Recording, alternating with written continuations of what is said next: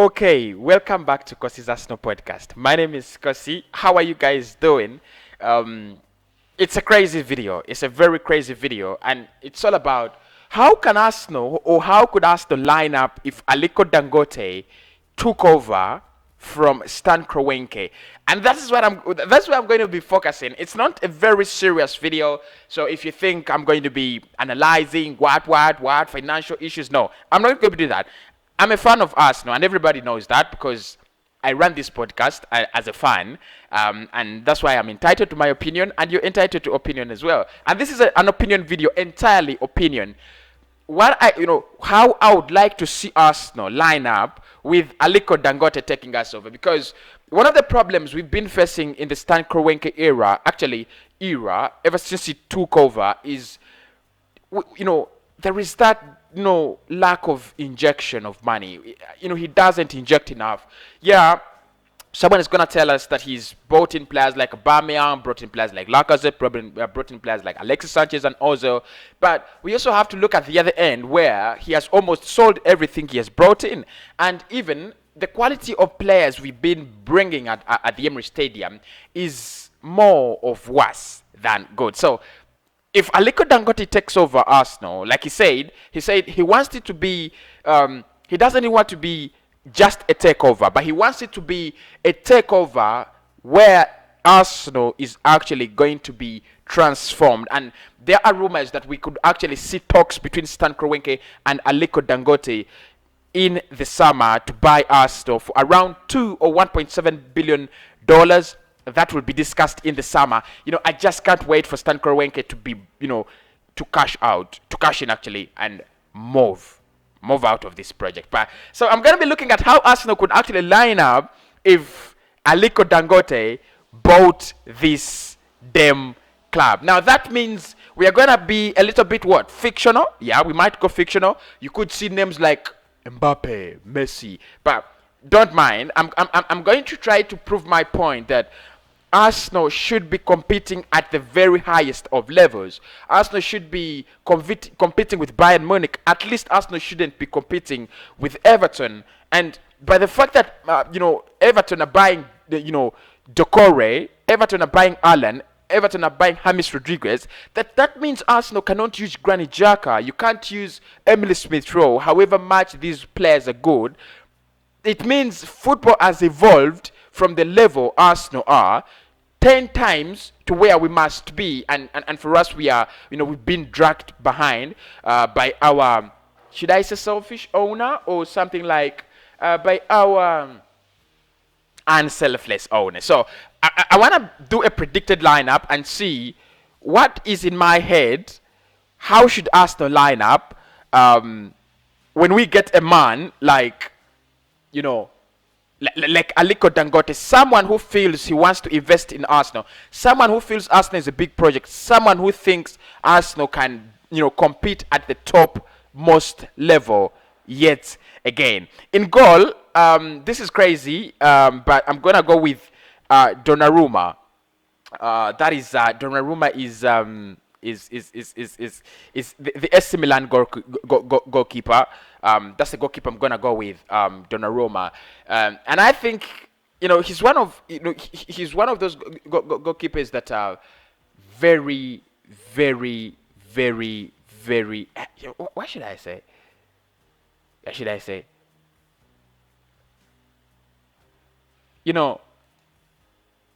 One of those goalkeepers that are very promising in talent, because he's still very young, and I think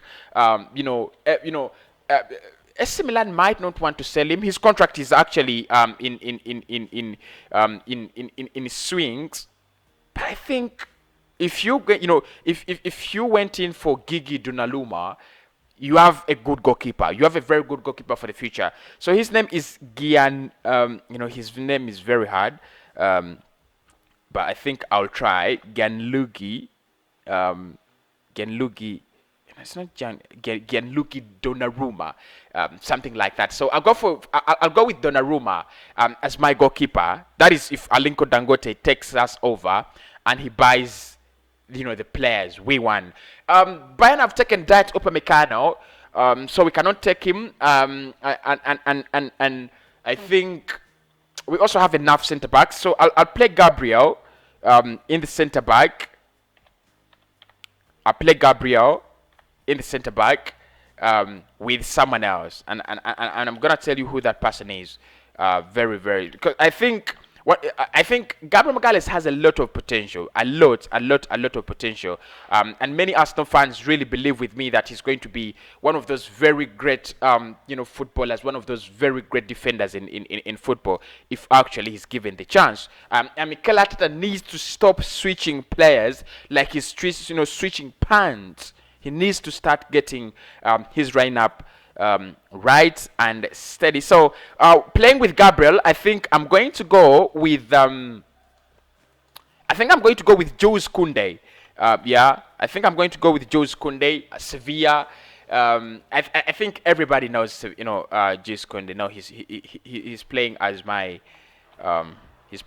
centre back, not actually a right back. So I'm gonna go with Jules Koundé and Gabriel Magalhaes. Koundé is one of the highly rated defenders at Sevilla, actually in Europe right now. If you ask the 5 most rated defenders, Jules Koundé's name is going to be around there, of course with Dayot Upamecano's and the others. So I play Gabriel and Jules Koundé.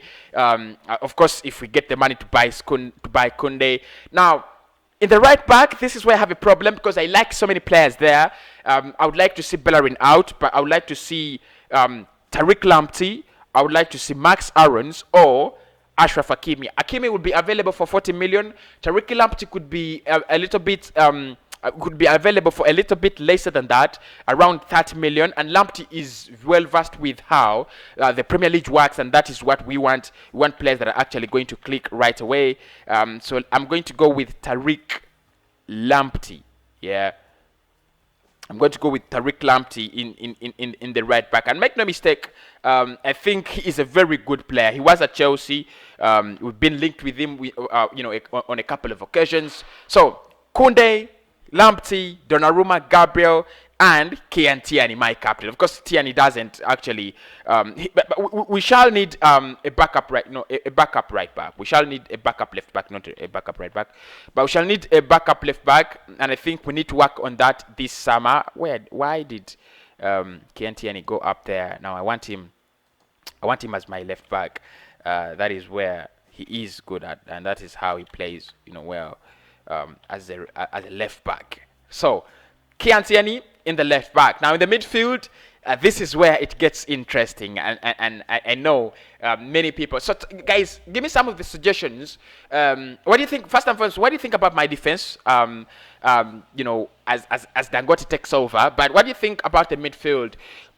Who comes in and who gets out? Because for me, I think if Arsenal is actually going to look at things like transformation, then the midfield is one of those areas that we need to transform.